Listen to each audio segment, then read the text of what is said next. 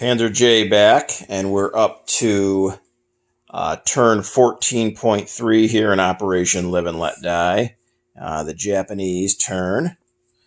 Before I get into exactly what I'm going to do with the Japanese this turn, I just wanted to touch base a little bit on last turn. So I had purchased 3 subs, and I put them down here on the production chart in the place units box, and I wanted to leave them there.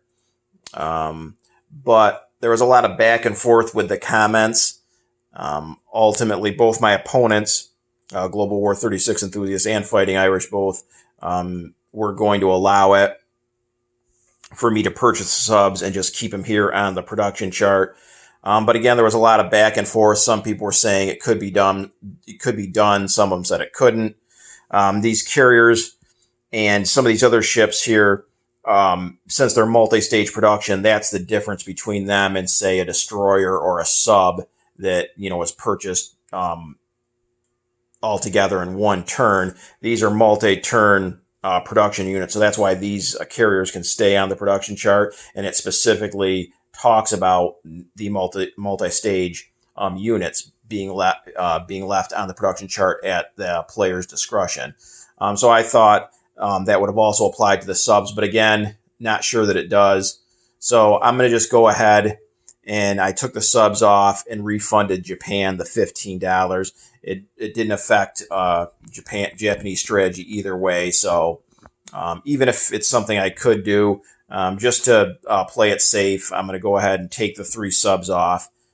So Japan did not purchase those last turn, instead saved that $15. So that's it for like a little bit of housekeeping. So now on to tech rolls for the Japanese. They are back in possession of their major factory down here in Kyushu. So they're back to 2 major factories. So we'll get 2 tech rolls. We're going to try for improved factories, which is currently at stage 1. And then I guess we'll go for radar at stage, which is not at any stage right now. I don't really have a whole heck of a lot of other good choices, so we'll go for radar for our second tech. So we'll go with first radar, which I need a 7 or higher, and we got a 2, so we do not break through there. And then improved factories are a 7 or higher, and we got a 7, so we did move up. So let's go ahead and move our Japanese marker up 1 more stage, so they're up to stage 2 for improved factories. Okay, so now on to purchases for the Japanese. And because of the money they saved last turn from the subs and money they collected, they have a total of $33 to spend. So they're actually only going to go ahead and spend 14 of it. So let's take away these 3 5s, give them a buck back there. So they're saving altogether $19. So 19 bucks they're going to save, and with the 14 they're spending, they're going to start construction on 3 battleships for $4 a piece because of the improved construction, and then a militia for $2.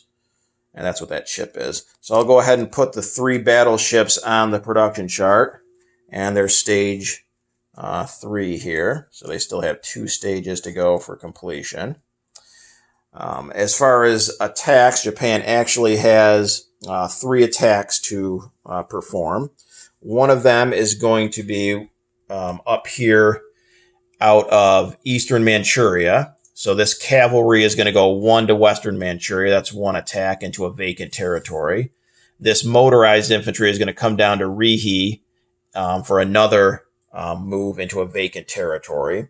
And then the third combat is going to be here in C Zone 38, where we're going to launch 2 more kamikaze attacks into that C Zone. And those are going to be the 3 Japanese attacks for this turn. I wanted to come up here into this northern Japanese territory. That's the purpose of buying those cavalry last turn, but after going through the rules, I cannot cross there because Fighting Irish has warships in the C Zone. So that blocks off Normally I'd be able to move 2 units over here. That's what that 2 represents on that dotted line. But I believe because he has warships there in both of those sea zones, that prevents me from moving land units, and I'm not going to attack just with my planes and possibly lose a plane for a territory I won't even be able to recapture anyways with just planes. So I was thinking about that attack, but since I can't move the cavalry there, that's not going to happen. So just those 3 attacks. So these 2 over here, clearly just taking vacant territory. So Rihe's worth $1, and so is Western Manchuria. So let's go ahead and put Japan up $2. So they climb to 18. And then the USSR goes down 2 to 56. And I'll go ahead and replace that minor Russian complex with a Japanese one. And then our last combat is there in Sea Zone 38. So we get 2 rolls at a 7. And on a 1 or a 2, I get target selection. So let's go ahead and roll our 2 7s. And a 10 for the first one misses, and the other one went off. And an 8. So we missed on both our kamikaze attacks. That is so typical of the Japanese in this game. So that's it for combat. So now on to non-combat. We are going to fly 3 planes here in Celebes, which are 2 tacticals and a fighter. 1 to that sea zone, 2, 3, 4, and 5, and land in Okinawa.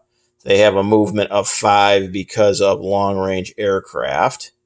Okay, and I believe that is it for non-combat movements. So now on to unit placement. We already put our 3 battleships on the production chart. So the 1 militia we bought is going to go in Okinawa.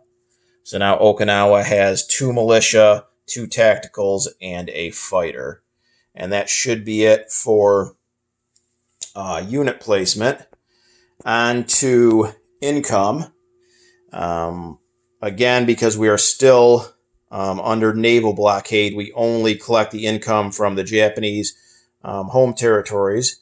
So we're in possession of $6 worth of territory there, but we do get our $2 bonus for Java down here. So that's up to $8 that we collect.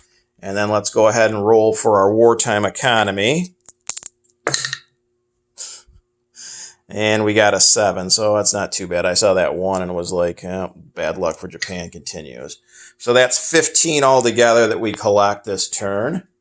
So let's go ahead and get $15. And then we had saved 19.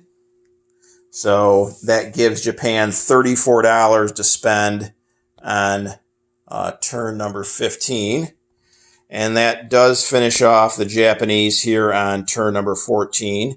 I'm going to be turning things over now to Fighting Irish for the UK Commonwealth French turn. See you guys on Italy 14.6.